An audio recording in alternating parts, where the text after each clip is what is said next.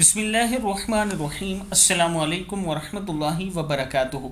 عابد راجہ channel کی طرف سے آج میں اپنے دوستوں تک رسول اللہ صلی اللہ علیہ وآلہ وسلم کا ایک بہت ہی پیارا فرمان بتاؤں گا۔ اس سے پہلے میں اپنے تمام دوستوں سے گزارش کروں گا کہ آپ دوستوں نے اس پر ضرور عمل کرنا ہے۔ ناپسندیدہ ولیمہ، رسول اللہ صلی اللہ علیہ وآلہ وسلم نے ارشاد فرمایا، برا ولیمہ وہ ہے جس میں کھانے کے لیے صرف مالدار لوگوں کو بلایا جائے لیکن محتاج غریب لوگوں کو نہ بلایا جائے۔ بخاری کی حدیث ہے کہ آپ شادی کریں، آپ کا ولیمہ ہو اور آپ صرف بڑے بڑے لوگوں کو جو مالدار ہوں ان کو بلائیں اور غریب لوگوں کو نہ بلائیں۔ یہ رسول اللہ صلی اللہ علیہ وآلہ وسلم کا ناپسندیدہ ولیمہ تھا۔